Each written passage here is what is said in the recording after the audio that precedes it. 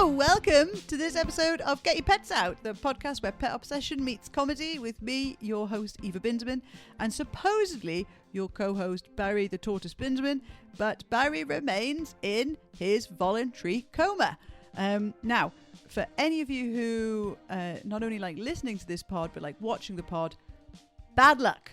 When we were recording this, we have two cameras, one pointed at the guest, one pointed at myself. When we were recording this, Barry's stand-ins, the two ragdoll cats, Joy and Fiora, somehow managed to leap over the camera and turn off the one pointed only at me in what is a sustained campaign of workplace bullying. Joe's camera remained on. Got loads of footage of Joe, but nothing for me.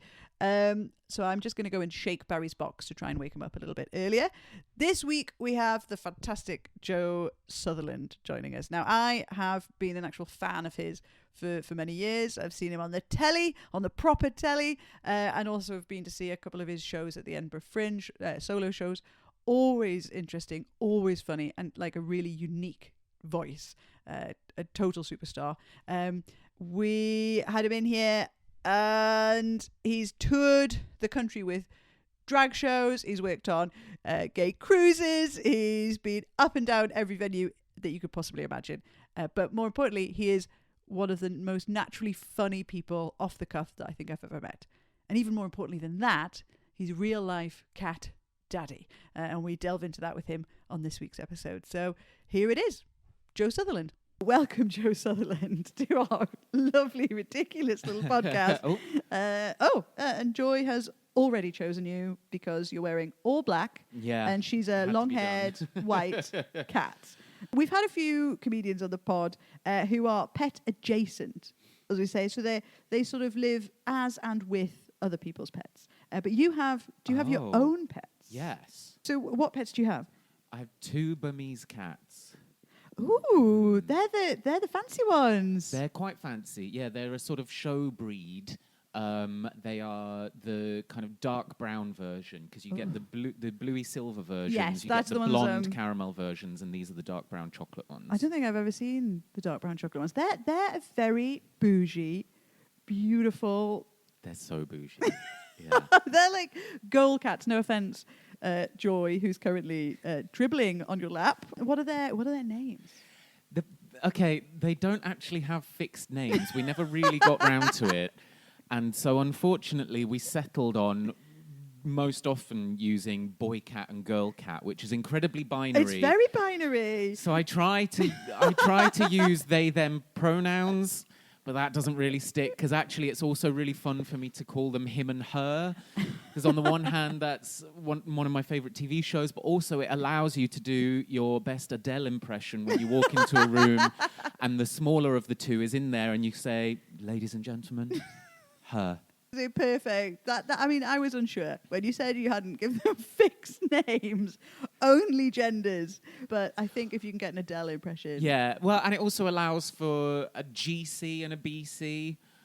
Yeah. So there's a bit of a Gemma Collins reference. We were workshopping a number of names in the beginning, but because they're like co-owned between three of us, we just couldn't reach a clear enough consensus. Between three people. Yeah.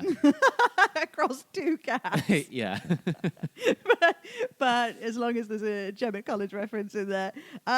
This is, most people like get a cat. I have heard of people getting a pet and then waiting a little while to see what their characters are and then choosing. But you've just bypassed that completely and gone for... You've got meme cats. We were their second house, so they had already had names that we just thought were a bit crap. So we just did away with them. What were they? Do you remember? Or is that in the mists of the before times? It was like just coffee and cocoa. Very basic. Very basic. But God bless them, in their former home, they did have a big brother, like a toddler. So I think they know very suitable names for a kid to remember. Another just placing the kids' needs on them, but now they're free. They're untethered by coffee and cocoa. It feels like they've joined, rather than becoming your pets, it feels like they've joined like an artists' commune And then they've probably got like a septum piercing. We're actually just beings. We don't do names. Yeah, they can just, but we do gender exclusively. What sort of character do they have? I suppose they are spoiled, but also. So for the two of them, brother and sister, I would say they both just love to have a really big sleep of an afternoon. They're very friendly, very clingy, actually. So they really don't. They don't like reserve themselves. They don't really hold anything back. So actually, if they ever did get kidnapped, like. It would they'd be useless because they'd just take to their captors immediately. There's no sort of, they'll never guard my property. No. Is what I'm saying. Or remember your face. So in a way. Well, I like to think that they do, but then, I do, when people come and look after them whilst we're all away, I just hear that they've behaved exactly the same. But then I do think they recall people's scent and sound because like then if my friend Daniel comes back, I feel like they really do run to him more than like perhaps other people who just visit once or twice. They do forge relationships.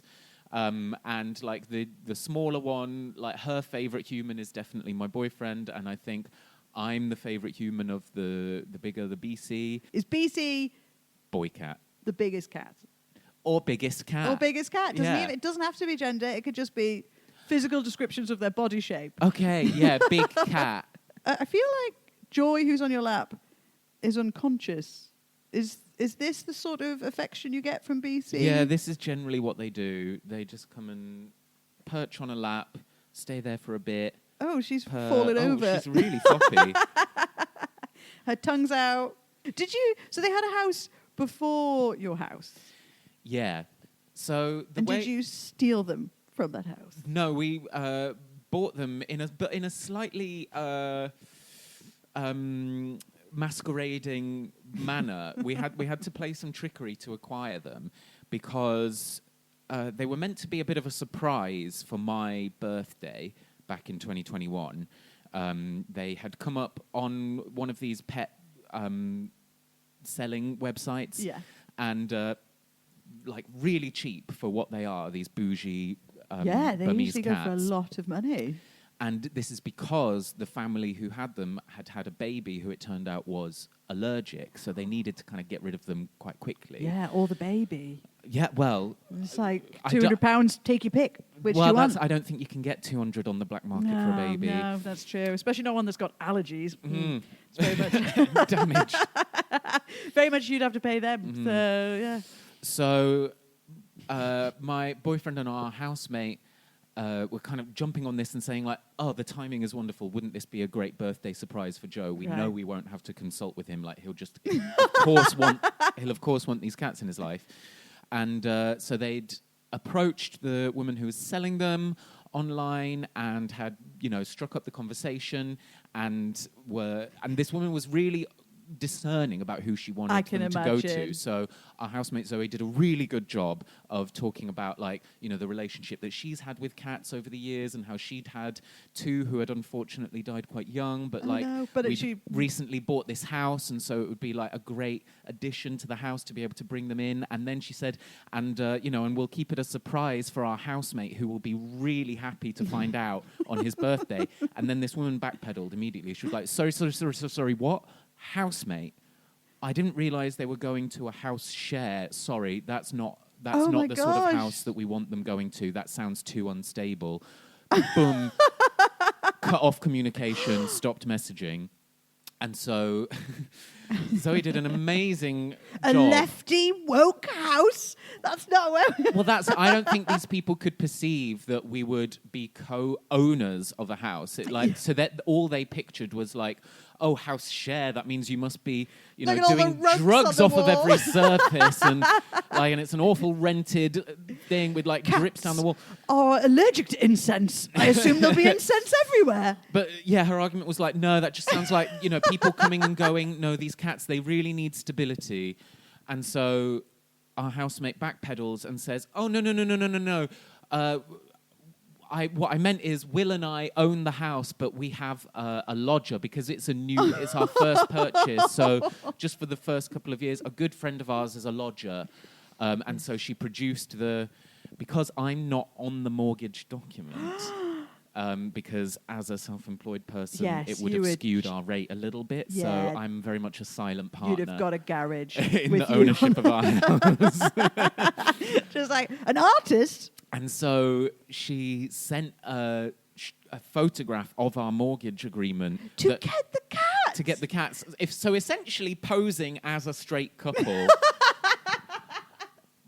But leaving it, but without saying it in so many words. Yeah. But just like kind of putting out the pieces for this woman to put the puzzle together in her own mind, using her own heteronormative lens. Yeah, lean into that sort of intrinsic prejudice that most Burmese cat owners from kittens. Well, that was it. It was like, if I can allow you to believe that this is a young married couple making their way in the world, soon to have children of their own. Soon to have non-allergic children of their own. Hardy. And so then what happens is, for my birthday, we have this huge blowout party. And the next morning, we drive across London to go and pick up the cats. Don't worry, we'd clean the house. We'd paid for the house to be cleaned.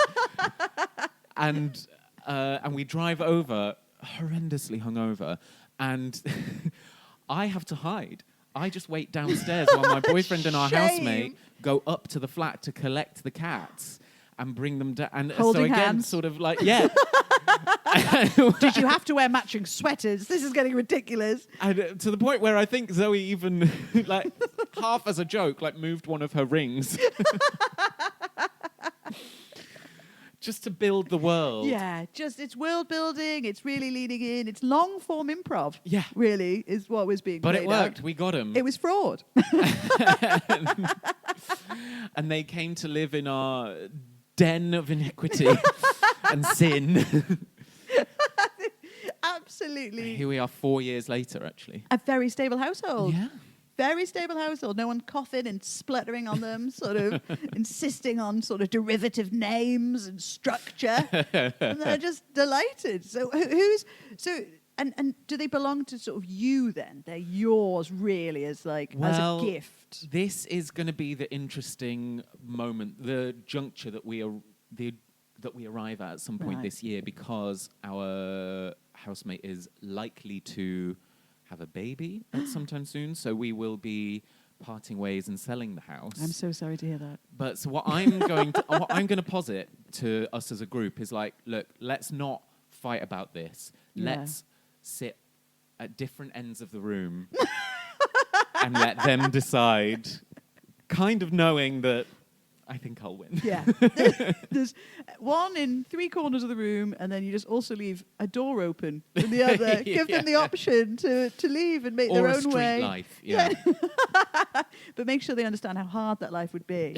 Really inform them. Oh, God, they wouldn't last 5 minutes. Do you not think, because they're fully inside? They're fully house cats, yeah. Fully house cats. What do you think would happen if they sort of wandered out? Would they just be sort of overwhelmed? I think, first of all, completely overwhelmed, yeah. And if anything, well, they did once get trapped outside by accident when our housemate's boyfriend first moved in. Not to completely shade him, but it was his fault. He locked them out in the garden, and they were out there for hours. Oh, my gosh. At night, but they were so overwhelmed that they just sat cowering at the back door step. And so then at 7 a.m., when someone woke up and heard the meowing, went to the step and were like, oh, sorry, guys, you've been here this whole time. They're just Come on in. shaking and smoking on the front step. I don't really want a free life. Please let us back in. But if they see other cats outside, we used to have this one who would come and visit and sit outside my bedroom window, kind of to taunt them, and they would flip out. They would, like, run up and, like, the length of the window, screaming at this cat, essentially to say, like, what are you doing out there? That's not the place. You're not allowed out there. Like an M. Night Shyamalan movie. Like, you don't understand. But I think they think the back garden is fine. I think they think that's just a room that we don't let them in the house. So when we go out there, they get really annoyed. But if the front door is open, they know that's too scary. That's beyond. They don't bother. That's the sort of future sort of life. That's their version of sort of purgatory out there. They're not interested. I think it sounds like they've got a really, really lovely life now, just sort of roaming around between people. Are they like, would you describe them as quite intelligent, or do they have very like different personalities? No, not intelligent. Because both of them actually, you know, if you own a cat, you can't really ever close a door again in your life. You always have to leave them open, otherwise you're going to be plagued by, and certainly with a Burmese cat, like their vocalization is quite harsh. Is it? Yeah. As a tortoise owner, I wouldn't know what that's like. Basically, it's a robot rock that walks around my house. Yeah, that's silently. Quieter than a Roomba. Yeah, I would say so. Two shall meet and then fight it out. But so they're loud cats? Yeah. Oh. Yeah, and it's really hard not to project onto that because their tone is so shrill. It's very easy to personify, you know, to place kind of human intent on their sounds. GC cat is shrill, but BC cat is just really trying to get an important point across. But they're probably just saying like hello, but it always sounds like you left me alone. And the reason why I can confirm that they're not that intelligent is that, like, even if I push a door to but leave it like a slither open, so that they can come up to it and like push their way through, so that I can, you know, hopefully conserve some heating within certain rooms. No, they just get too confused and they'll sit there and scream like, this door is closed. And you kind of go up to it and stand on the other side and peer through the gap like, it is not. It's neither closed nor is it open. Maybe they're philosophical cats. They need things, you know, very clearly. Or maybe in their old house, they had staff. Maybe there was the nanny for the cats and a nanny for the sickly, sneezy child. Perhaps. It was West London that they came from. Oh, okay. Did you, like, why did they get the idea to get you a cat or two cats for your birthday? I mean, that's a pretty intense present. Like, were you like an animal person growing up? Did you have pets? Didn't have many, but I had been lobbying hard for a cat. So, and then it just so happened that these two just arose on this website. So that's how we ended up with two. Plus the fact that it's always nice to have two so that you can leave them alone for a little bit longer and they keep each other company. Yeah, because it is consecutive, the hours that you're allowed to leave animals alone. Yeah, we had 49 chickens growing up, so we were allowed to leave the house for 2 months at a time without checking in on them. We did actually have 49 chickens. Oh my God, that's so many. Yeah. That's technically a farm by that point. I think that's technically a mental health crisis, isn't it, for one of my parents? But when you go to the vets with these cats, do they refer to the cats as their original names, like Coffee and? No, they actually use their registered names because they're so bougie and purebred. For one, is there a less like problematic term? So they have registered names, which in fact I just remembered before I left the house to pick these up. I have their actual like thoroughbred birth certificates. You've got a birth certificate for them. Their family trees. They've got a family tree. Yeah. Oh my gosh. So they have these ridiculous registered names. These go back further than my family tree. I know, but it's probably 10 years. So that's because but Granddad it's what 1, 2, burnt a lot of 3, documents. 4 generations. But so their registered names are Valentina and Vincentio with surname Katamarian. These cats are serving up a look. This is Valentina. Yeah. I've never heard of Vincentio. So they get called Vinny and Valentina at the vets, and we'll be sat in the waiting room, and we'll hear, okay, Vinny, Vincent, Vincentio, and we're just sat there like, who's called their fucking pets? What does so it pretentious. Well, look at their grandparents. But yeah, so some of their family names. What do we have?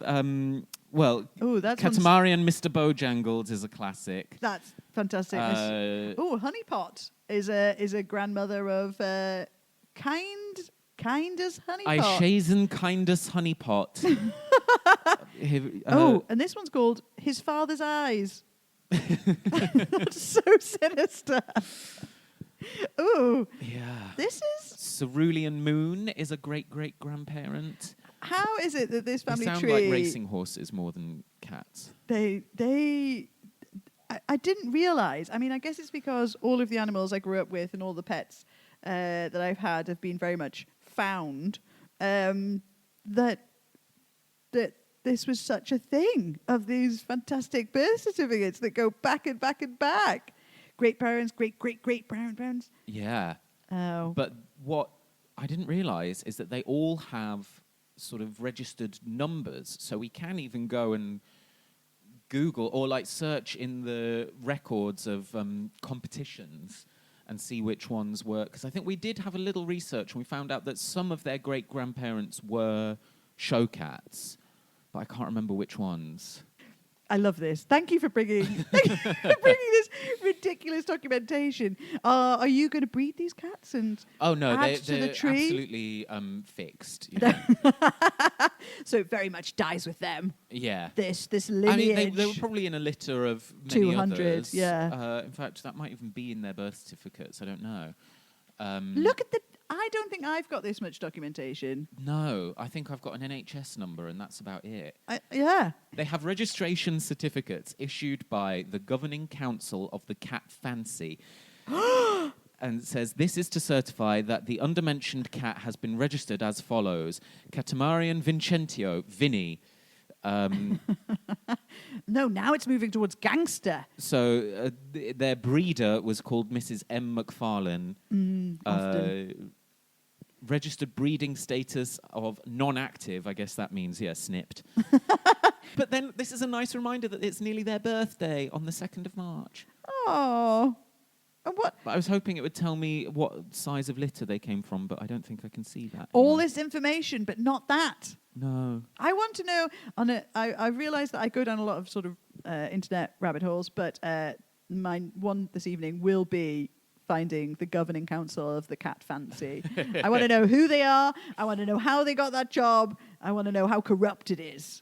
And I want to know if I can get my tortoise on the list. Barry Babushka Binderman of the Cat Fancy. I love that. I feel like maybe I should invest in fancier animals. But you didn't. So this is a whole new world for me, having grown up with cats. But cats and dogs and all sorts of things. But you said that this is your first cat. The first ones that I've owned, my dad and his wife had 3 cats, one of whom lived to be like 21.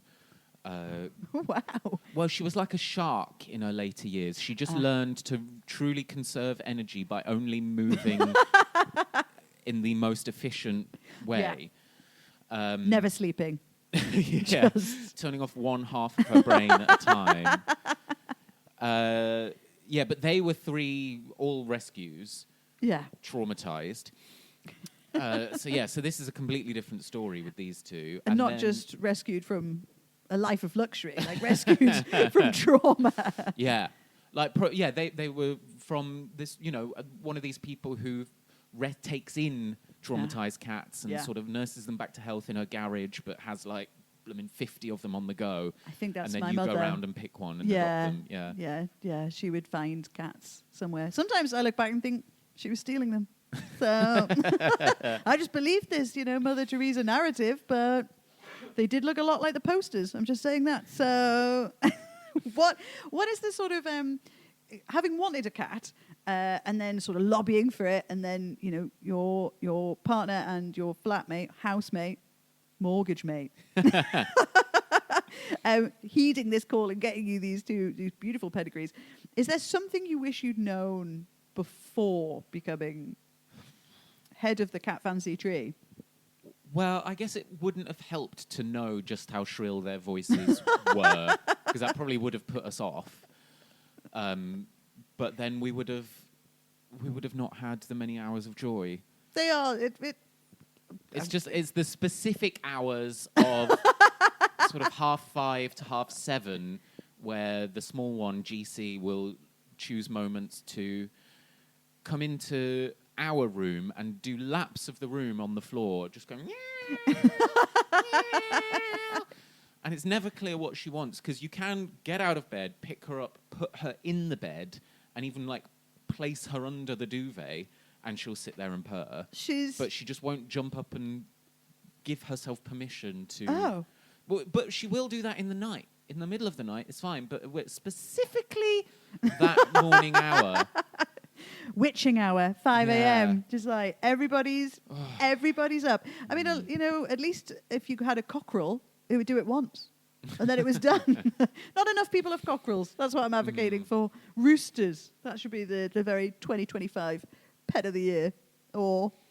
Yeah, but shedding, pooing, that's an issue. That's true. You can't train a cockerel. And they don't look good in a nappy, so it's not really the vibe. Or it's fallen into my algorithm, or I've fallen into the algorithmic hole of people with house monkeys. And I don't like it. I don't like the nappies. Nappies on a house monkey. I don't like the fact they can probably rip you limb from limb. Oh, yeah, there is that. But these are the dainty monkeys. Oh. The ones that rip your car.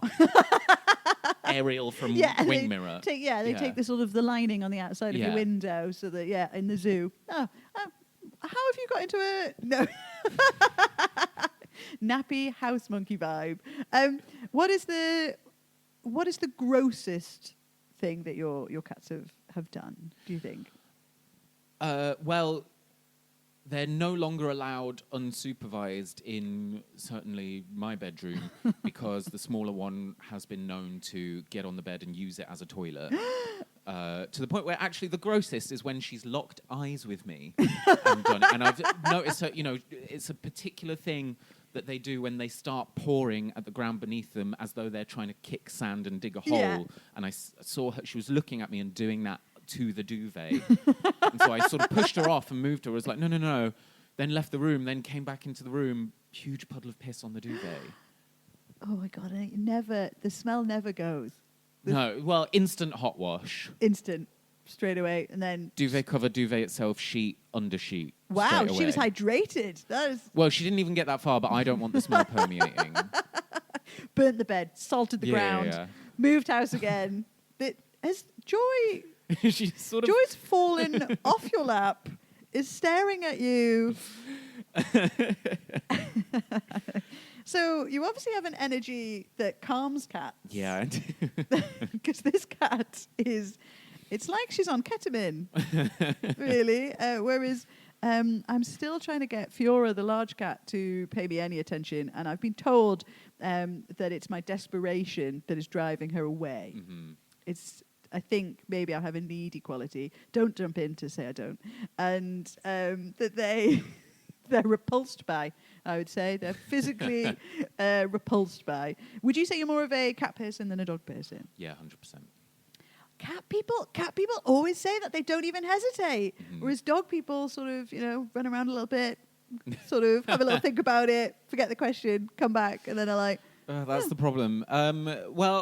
I mean, growing up, my mum, very phobic of dogs. She is a lot better now, but she sort of passed that on to me a little bit, so I had to do a lot of work to deprogram from that. But I have to say, I'm still not the biggest fan. Oh, wow. Because what I have learned now in my adult therapized years is that is so largely down to the dog owners. There are so many bad dog owners out there. Yes, 100%. It's not innately to do with the dogs themselves, although a lot of the dogs are bastards. But I can't, the amount of times when people are like, oh, don't worry, he's friendly. It's like, I don't bite my friends. But this, why are his teeth exposed? Why is it running around? Why is it screaming at me? This is not how a friendly thing should behave. Hi. Fiora has also chosen you, which I've taken very offensively. It's been a few months of campaigning towards Fiora to get her to acknowledge my existence, and now she actually just looked through me. You didn't see that, but she looked. She's looking everywhere but me. I think it's my I think I'm not so eager outwardly, and I think I have the same effect on human babies as well. Oh, really? Yeah. They just sort of fall unconscious around you. This counts as her choosing me, sitting underneath me. Maybe I'm just the warmest person here. Oh, I just want them to like me, Alice. I just want them to like me. I'm going to start stuffing treats into my bra. That's what I'm going to do from now on. Okay. You see, that reaction was a cat reaction. One of mild repulsion, but you're like, not my problem. Not my problem. I'm not qualified to deal with that. If you could have any pet in the entire world, is she like fully clawed onto you there? Like, yeah, but these trousers are at the end of their life because of owning 2 cats. So I have so many loose threads coming out. So it's time to put these into retirement. I think she's like nestled in you like a little baby kangaroo would go into the pouch. Yeah, I think she might try to start like seeing you as her mother now. This is she's very, very sweet, even if she hates me. I'm just saying, whenever Barry wakes up, Tortoise Barry, you guys will be amazed at how affectionate he is to me. How does a tortoise show affection? I pick him up and place him on me. Mm-hmm. And because I'm warm and he's cold-blooded, he stays there. Do you have to be lying down? Or is he small enough that he can perch on, say, a shoulder? He used to perch on a shoulder, but now he's got quite large because I have overfed him through the sheer guilt of buying a roaming tortoise in a 1-bed flat over lockdown. So, isn't it funny that they can eat food and turn it into shell? Yes. It's their spine, isn't it? And you can't overfeed a tortoise. They get like pyramidy. He's not got that level. Okay. So I'm steadily. But you would never look at that and sort of think like, oh god, like the way that people do fat shame a cat when it's got a little like low hanging belly. They'll be like, that's irresponsible ownership, rather than looking at me and saying, that animal is clearly in the wrong continent, and the weather system outside facilitates nothing that it can for life. Joy's just furious trying to destroy. Yeah, I can't wait for them to meet Barry. If you could have any pet in the whole world, but Alice, our lovely and morally guided producer, she's much more of a good person than I am, insists that I put in that there's no ethical problems around this. Okay. It's a purely hypothetical situation. Because, I mean, the answer to my question, I've got myself in a little tangle there, didn't I? Just went round in it. I saw Alice just close her eyes quietly over there. Yeah, if you could have any pet with no ethical boundaries on it, there's no ethical problems, which pet would you have? That has me wondering what is an unethical pet. But a lion in your spare room. Oh, okay. Yeah. Oh, yeah. Like, I would have that. Oh my God. Do they still do these documentaries, or was it just the sort of television that's aimed squarely at children, and so we were watching it in, say, the 90s? But I feel like Blue Peter and animal shows would do features on people who owned tigers in their backyard. I do love... It feels weird to say I love horses because I'm in no way a horsey person. That that implies a lot of things. It does, yeah. But I just visually love looking at horses. What in particular? What is it like? Just the they're just really beautiful and majestic and so closely related to unicorns that fair. That is a.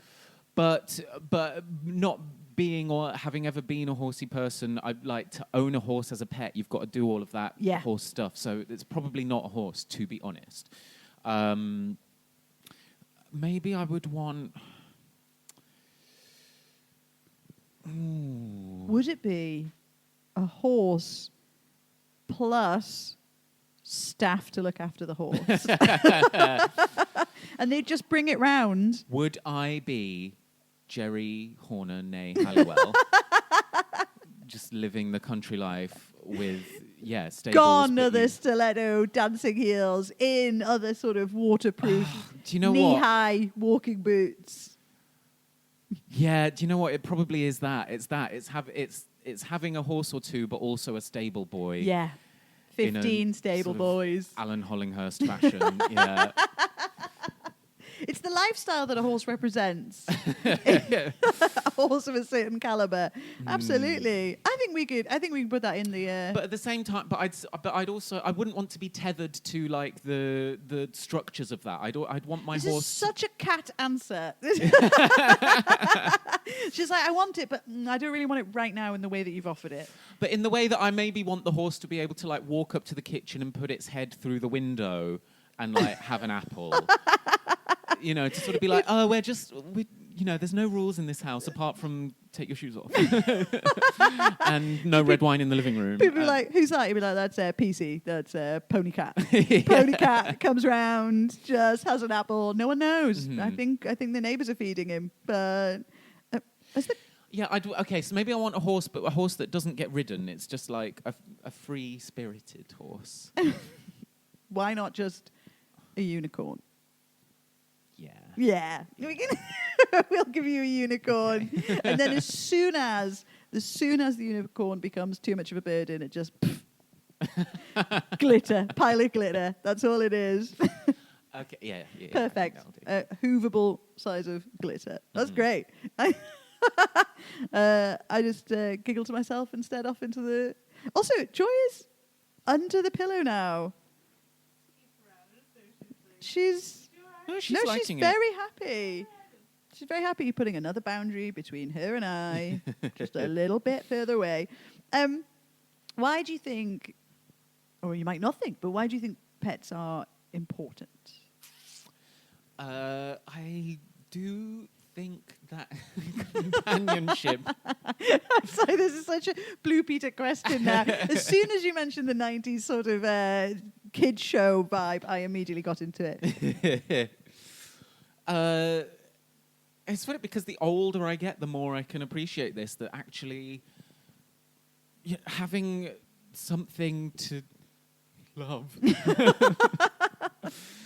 in the world. Oh, She wow. just,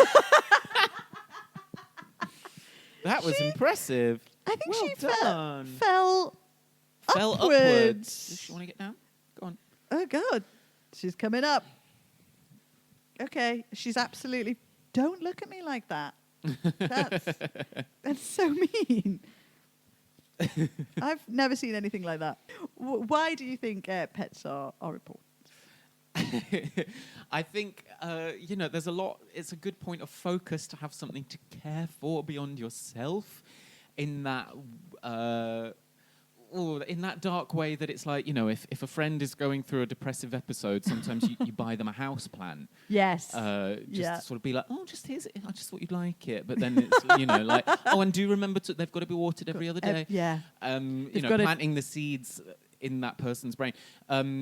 This houseplant likes to go to the doctor's GP just to check in once a month. But there is something in having like even in your like lowest ebbs, like a bunch of stuff has gone awry. Like maybe you've got like a bunch of rejections in work, or just the weather's shit, and you're stuck in your house, or it's COVID. You're not very wet. You've got the flu.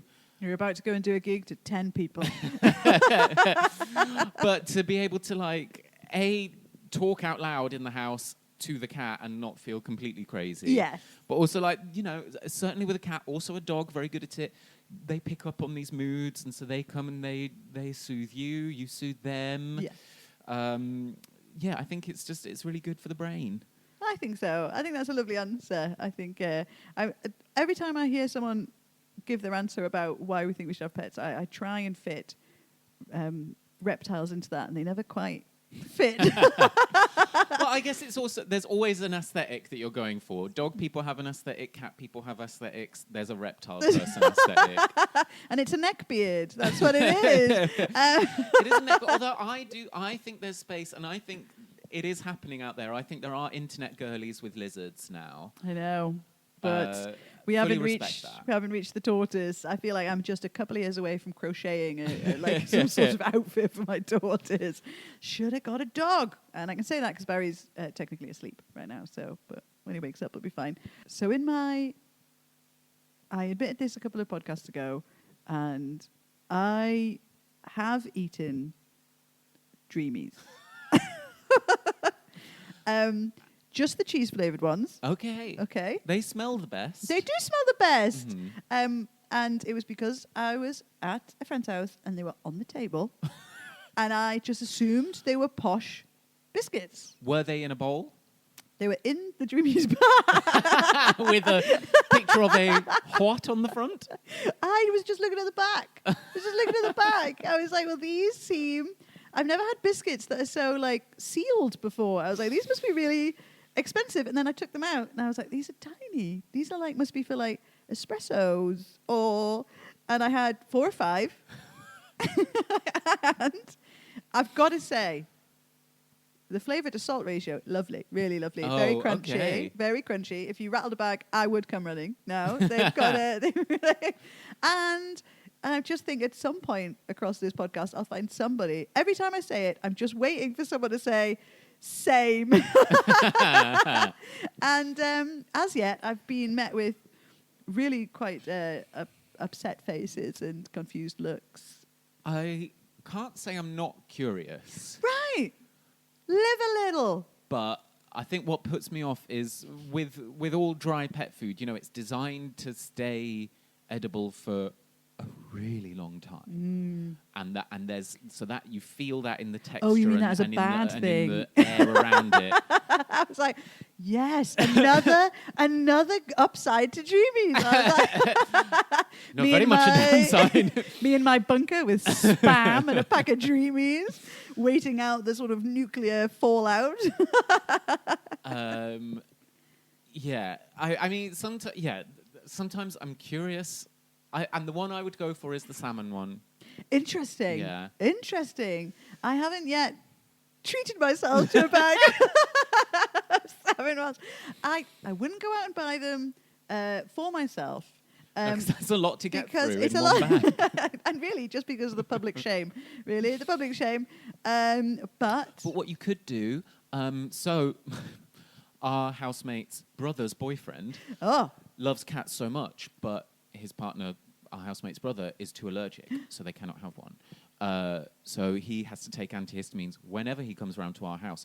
But what his boyfriend Trolls does is keeps a bag of Dreamies by the front door and then takes a small handful every time he leaves the house to put in his pocket to give to the neighbourhood cats. Oh, just on his little walks. That's so sweet. Yeah. Also, they're very expensive. It's doing all you'd right. You'd be fine just throwing slices of Edam over the... This is why Dreamies are a bougie snack. They're all right, fine. I won't. I was going to say I won't eat anymore. I probably will. Now I've got the salmon ones to try. Yeah, I'll let you know how they are. Okay. And we'll just... And honestly, in my wider diet, they're not that out of place. So Okay. They're nutritious. They're basically like a vitamin capsule for me. Alice, happy that you've outed my secrets. They are actually very tasty. Anyway, Joe, where is there anything that you would like to promote about yourself? Or, I mean, it's basically just me and my mum listening to this, but where can people sort of check you out? Well, then, Mum, please do follow me on my current platforms, Instagram and TikTok, which I should make them have the same handle, but they don't. But, you can just type in Joe Sutherland, and I'm really well optimized for the search engines. But also, look out for an Edinburgh show, a tour later in the year. That's exciting. So, yeah, those things will happen. Oh, fantastic. There'll be dates online. You know how to use the internet. My mum absolutely does not. But if anybody else has happened to stumble across this, then please do that.